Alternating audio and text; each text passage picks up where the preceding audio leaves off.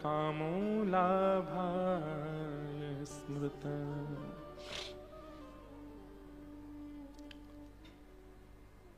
तो अब याद रखिएगा, आज के बाद आप जब भी भगवत स्मरण करते हैं, क्या है ना कि यहां अधिकतर लोग ऐसे बैठे हैं जो बहुत व्यस्त रहते हैं संसारिक क्रियाओं में, इसलिए मुझे ये बात कहनी पड़ रही है। नहीं तो मैं तो खुलेआम कहता हूं कि ठाकुर जी की स्मृति एक सेकंड के लिए भी आपके चित्त से जानी नहीं चाहिए। वो स्मरण बना रहे चित्त में, और वो भी कैसे बना रहे? निष्काम, कोई कामना नहीं।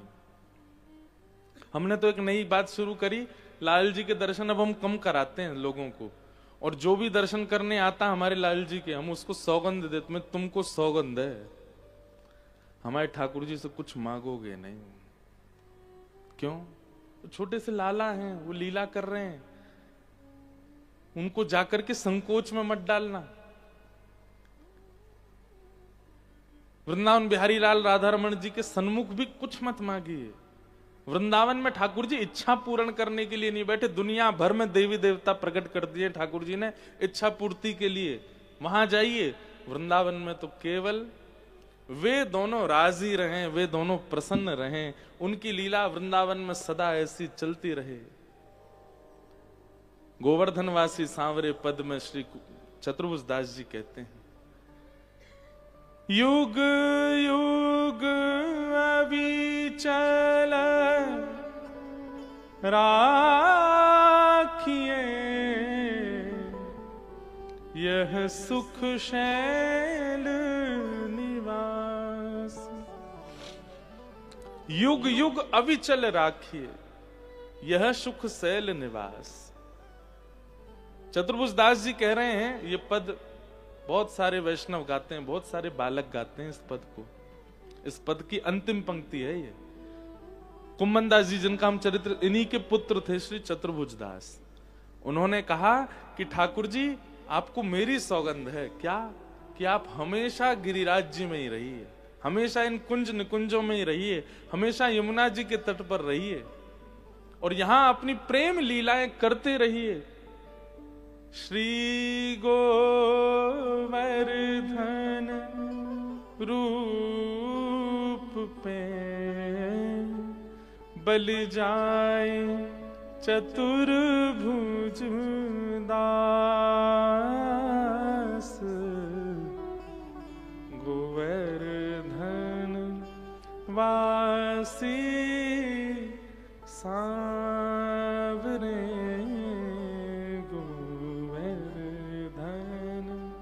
वासी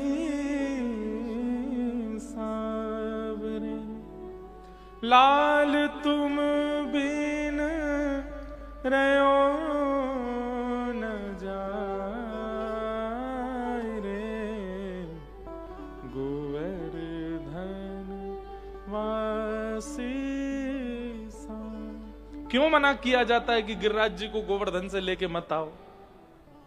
कई लोग मना करते हैं ब्रज की रज को भी लेकर के कहीं बाहर नहीं जाना चाहिए वृंदावन से। क्यों? क्योंकि वृंदावन की जितनी भी सामग्री हैं वो हमारे आपके लिए है ही नहीं, वो ठाकुर जी की लीला के लिए है।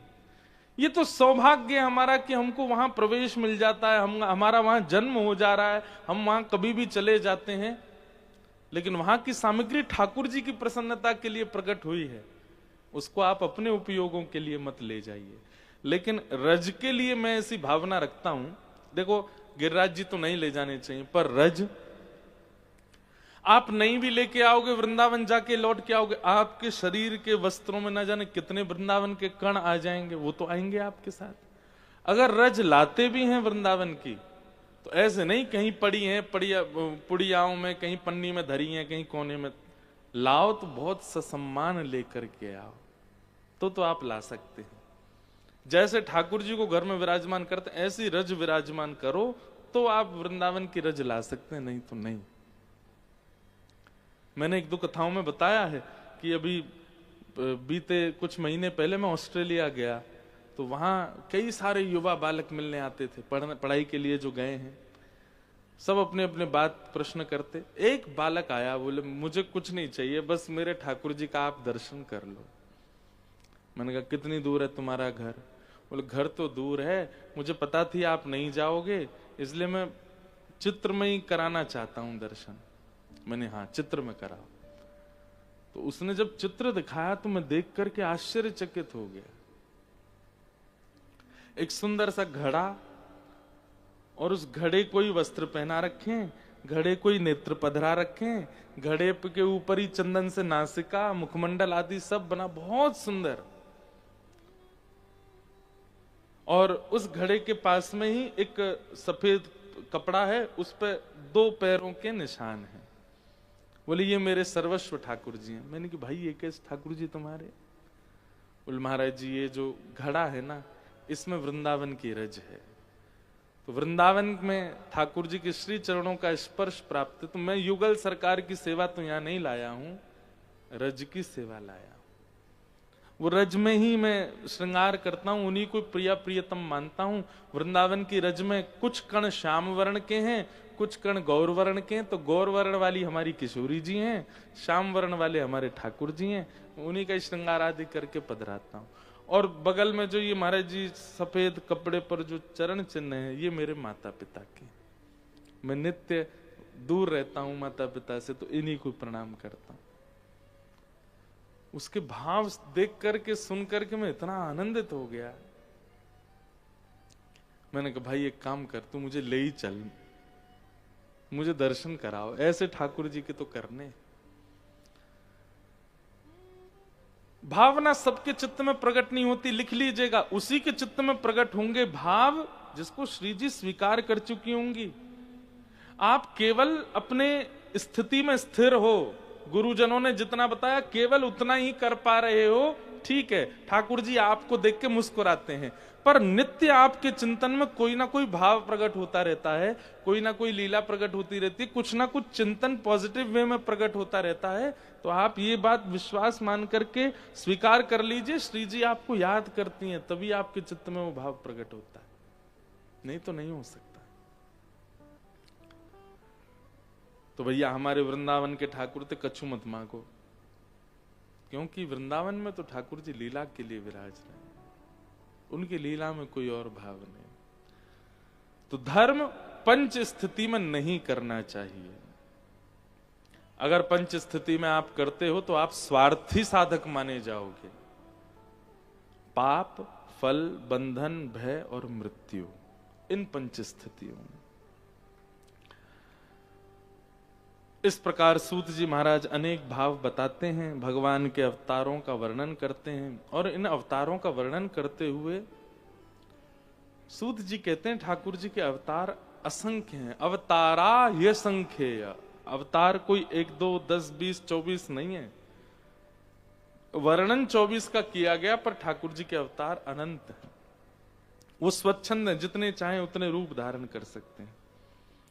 और इसके पश्चात भागवत जी की रचना का विषय बताया। भागवत जी की रचना क्यों हुई? आज ही मुझसे कोई कह रहे थे, बोले शिव महापुराण में तो ऐसा लिखा है, फिर किसी ने कहा कि देवी महाभागवत में ऐसा लिखा, भागवत में आप ऐसा ऐसा बताते हो किसी प्रसंग को लेके। तो हमारी एक बात सुनिए, आप स्वाध्याय अध्ययन किसी भी ग्रंथ का कीजिए, सब पढ़ने योग्य हैं, पर मानने योग्य और जीवन में लागू करने योग्य बातें श्रीमद् भागवत की। ये हम नहीं कह रहे हैं, इन समस्त पुराणों के रचयिता स्वयं वेद व्यास जी महाराज कहते हैं कि अगर करने के लिए कोई आपको नियम पालन करना है जीवन में, तो मैंने अन्य अन्य अन्य अन्य पुराणों में कई भाव लिखे हैं, पर पुष्टि रूप से कलयुग में अगर कल्याण चाहते हैं तो अपने कल्याण के लिए भागवत जी के मार्ग को अपनाइएगा। वेद व्यास जी महाराज ने अनेक रचनाएं कर दी, पर मन में अशांति का अनुभव हुआ। वेद व्यास जी मन में सोचने लगे, मैं ऐसा क्या लिखूं जिससे मेरे मन को संतुष्टि हो। जैसे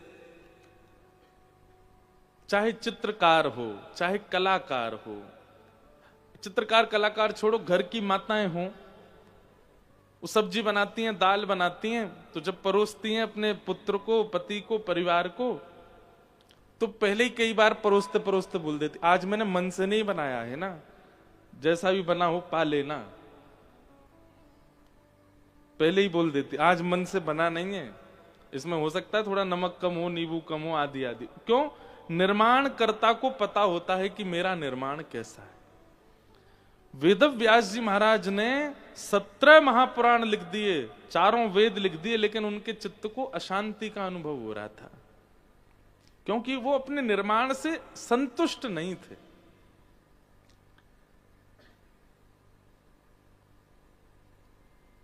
तब वेदव्यास जी के पास नारद जी का आगमन हुआ।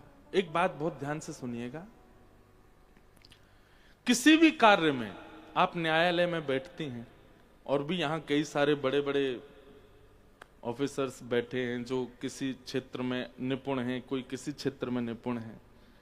आपको अपने कार्य में असंतुष्टि का अनुभव होता है, या फिर जो यहां पर और भी सब श्रोताजन बैठे हैं, असंतुष्टि का निवृत्ति कैसे हो, अपने कार्य में पूर्ण संतोष कैसे हो, ये प्रसंग सुनिए।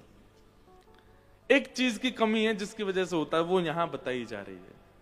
अगर ये भाव आपके पास है तो आप कुछ भी करेंगे उसमें आपको संतोष ही होगा, आपको संतुष्टि का अनुभव ही होगा। नारद जी महाराज आए वेदव्यास जी के पास और बोले, क्या बात है, आपका मुख इतना उदास क्यों? वेदव्यास जी बोले, मैंने देखो कितने सारे पुराण लिख दिए, कितने सारे ग्रंथ लिख दिए, पर मेरा मन संतुष्ट नहीं है, अभी तक मुझे संतोष नहीं हो रहा है। तब नारद जी ने उनको एक सूत्र बताया। क्या सूत्र? भवतानुदित प्रायम यशो भगवतो मलम ये नैवासौ न तुष्येत मन्ये तद्दर्शनम खिलम। हे व्यास जी, आपने अनेक ग्रंथ लिखे हैं, पर आप जो भी क्रिया कर रहे हैं, जो भी निर्माण कर रहे हैं, उनमें आप 4 ही चीजों का विशेष रूप से ध्यान रखते हो। कौन कौन सी 4 चीज? धर्म, अर्थ, काम और मोक्ष। इनको क्या कहते हैं? चतुर्विध पुरुषार्थ। क्या कहते हैं? चतुर्विध पुरुषार्थ। नेक जोर से बोले करो, क्योंकि ये स्थान ऐसा है कि यहां आक्रमण हो सकता है। किनका? निद्रा देवी का। इसलिए आपका बोलना आवश्यक है। चतुर्विध पुरुषार्थ। कैसी विडंबना है ना। बहुत शांति वाला स्थान मिल जाए तो वहां श्रोता की परीक्षा होती है, बेटा यहां सुन के दिखा कथा। पंडालों में तो क्या है कि इतना भीड़ होती है, वहां तो बेचारे वैसे ही नहीं सो पाते। यहाँ इतनी शांति, इतनी व्यवस्था। एक बात और कहें, व्यवस्थित होके कथा नहीं सुननी चाहिए, क्योंकि व्यवस्थित होके जब आप बहुत व्यवस्था होके सुनोगे ना, तो आपको फिर भाई कलयुग क्यों चाहेगा कि आप मुक्त हो जाओ कलयुग से? किसी के घर में अगर किराएदार रहते हैं, कि किराएदार किसको कहते हैं? घर के मालिक को कहते हैं कि जो ऊपर रहते हैं उनको कहते हैं? जो ऊपर रहते हैं उनको कहते हैं। अब पता नहीं है हमको ज्यादा। किराएदार उन्हीं को कहते हैं ना, जो किराया देता है। तो हम सब कौन है? हम किराएदार हैं। हम रह कहां रहे हैं? कलयुग के घर में रह रहे हैं। हम लोग जब जब पाप करते हैं, जब जब गलत काम करते हैं, तब तब कलयुग को हमारी तरफ से किराया जाता है। वही कलयुग जब देखता है भाई ये लोग कथा सुन रहे हैं, वृंदावन जा रहे हैं, नाम जप करते हैं, तिलक लगाते हैं, कंठी पहनते हैं, गुरुजनों के पास जाते हैं। आजकल पब वब जाना बंद कर दिया है, आजकल पीना खाना भी बंद कर दिया है, प्राण वराण कम हरण किए जा रहे हैं बेचारे जानवरों के। तो कलयुग को चिंता होती है कि भाई ये किराएदार हमको धन दे नहीं रहा। तो वो क्या करता है, फिर अपने बच्चों को भेजता है, जाओ इनकी नाक में दम करो ताकि ये किराया देना प्रारंभ करें। तो वो बच्चे कहाँ जाते हैं? बोले जहां जहां हम जाते हैं कथा में आएंगे। तो कथा में बाहर से द्वार से यही सब बच्चे बैठे हैं कलयुग के। किस किस रूप में? सबसे प्रचंड रूप। कलयुग की सबसे बड़ी पुत्री का नाम है निद्रा। बोले मैं जाती हूँ, सुनने ही नहीं दूंगी इनको, ताकि इनका किराया बराबर चलता रहे। तो इसलिए थोड़ा यहाँ व्यवस्थित होके बैठिएगा। एक आध विकेट डाउन हुए थे अभी अभी, इसलिए बोल रहा हूं। तो एक तो क्या है कि पंडाल में तो इतनी दूर बैठते हैं लोग कि हमको दिखेंगे भी नहीं, ज्यादा सो भी गए तो। यहाँ तो मुंह खुला और झपकी सब दिखती है हमको, तो इसलिए थोड़ा ध्यान रखिएगा। बहुत अच्छा सूत्र यहाँ बताया जा रहा है। बहुत देखिए भागवत कैसा कैसा फल है पता है, इसमें छिलका गुठली नहीं है, केवल रसी रस है। रसी छिलका गुठली का मतलब छिलका फेंक दिया जाता, गुठली भी फेंक दी जाती। यहां छोड़ने योग्य एक भी बात नहीं है। आप मुझसे कह दें कि ये श्लोक है महाराज जी, इसका वर्णन आप कथा में करेंगे तो कोई लाभ नहीं होगा, ऐसा हो ही नहीं सकता। हर श्लोक एक सामर्थ्य रखता है अपने पास, इसलिए बहुत ध्यान से सुनो। भवतान उदित प्रायम, यहां पर नारद जी महाराज कह रहे हैं कि हर व्यक्ति अपने कर्म में, कर्तव्य में 4 बातों का तो ध्यान रखता है, जिसको हम चतुर्विध पुरुषार्थ कहते हैं, धर्म, अर्थ, काम और मोक्ष। और चारों बातों का ध्यान नहीं रखता तो चारों में से किसी एक बात का ध्यान तो रखता है। आप सब लोग अपने अपने प्रोफेशन का चिंतन कीजिए 1 मिनट के लिए, और आप ध्यान से अपने प्रोफेशन पे ही दृष्टि डाल के आप किस चीज का ध्यान रखते हो? आप धर्म का ध्यान रख करके अपना प्रोफेशन का पालन करते हो? कई बार नहीं, कई बार आप अधर्म भी चुन लेते। दूसरी चीज आती है अर्थ, धन। इसमें तो सबके टिक जाएंगे, हाँ इसका ध्यान तो सब रखते हैं, जितना ज्यादा से ज्यादा वो प्राप्त हो जाए। तीसरी बात आती है कामनाओं की पूर्ति। आप अपने कर्म में, कर्तव्य में इस तीसरी बात का ध्यान रखते हैं कि मेरी कामना पूरी होगी, मैं ऐसा ऐसा करूंगा, उससे मेरे ये कर्तव्य पूरे होंगे। और चौथा और अंतिम है मोक्ष। मोक्ष का मतलब मृत्यु के बाद मिलने वाला मोक्ष नहीं होता है। मोक्ष का मतलब कई बार जीवित अवस्था में प्राप्त होने वाले बंधनों से मुक्ति को भी मोक्ष कहते हैं। आप गलत खाते पीते थे, लेकिन किसी कारण से आपने उसको छोड़ दिया, किसी गुरु के आश्रय में जाके छोड़ दिया, यह भी एक मुक्ति है। आप पहले बहुत क्रोध करते थे, पर आपका अब क्रोध शांत रहता, यह भी एक मुक्ति है। आप पहले लोभी थे, पर अब लोभ नष्ट हो गया, यह भी एक मुक्ति है। तो कई बार आपका कर्म किस लिए होता है, यार ये पहले से मैंने बहुत कुछ इतना ज्यादा जो है अपने ऊपर बर्डन ले रखा है, अब मुझे इन सब से मुक्त होना है, तो मुझे ये वाला कर्म करना है, ऐसा ऐसा कुछ करना है जिससे पिछले के सब क्रियाओं से मैं मुक्त हो जाऊं। मुक्त। हम 4 बातों का ध्यान रखते हैं, धर्म, अर्थ, काम और मोक्ष। पर इन चारों का ध्यान रखते रखते हम पंचम पुरुषार्थ को भूल जाते हैं। और वो पंचम पुरुषार्थ क्या है? अगर पंचम पुरुषार्थ का ध्यान रखा जाएगा तो इन 4 पुरुषार्थों पर आपकी दृष्टि नहीं जाएगी। वो पंचम परिपूर्ण है। अगर उस स्थिति में आप चले गए तो इन चारों में आप गौड़ रहोगे, इनका चिंतन ही नहीं करोगे। और पंचम पुरुषार्थ का क्या नाम है? प्रेम। प्रेम। आप स्वयं विचार करके देखिए, क्या आज तक आपने अपने कर्तव्यों में, अपने जो भी आपका प्रोफेशन है उसमें प्रेम का चिंतन करके कुछ किया? नहीं।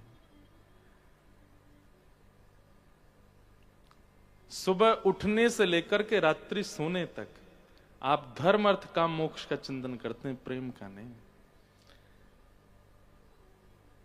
प्रेम की स्थिति में आप नहीं जाते।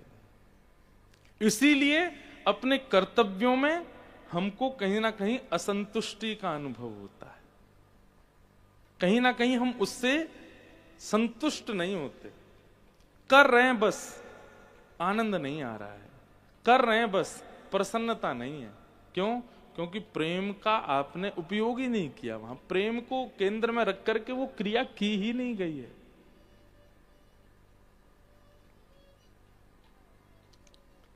प्रेम, उसका चिंतन करके एक दिन का भी आप अपना क्रम करके देखिए। आप अपनी जॉब ही सही, जो भी है वह भी, अपना बिजनेस सही, जो कुछ भी आप करते हैं दिनचर्या में, एक दिन बस प्रेम का चिंतन करके, बस प्रेम है, बस प्रेम है, प्रेम का चिंतन करके आप अपनी क्रिया में जब जाएंगे, उस दिन को आप कभी नहीं भूलोगे। वो आपके सदा चिंतन में रहने वाला साल भर का सबसे उचित और सबसे उत्तम दिन हो जाएगा वो। क्यों? प्रेम प्रधान था उस क्रिया में।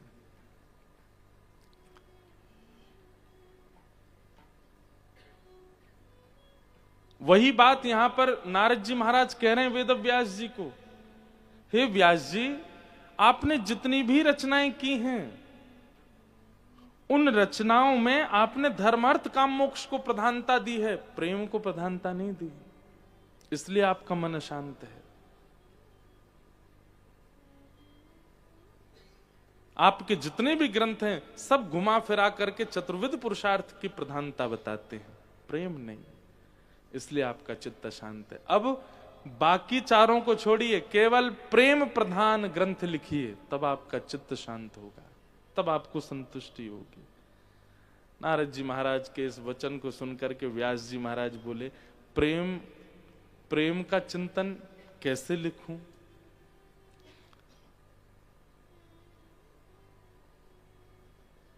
तब नारद जी महाराज ने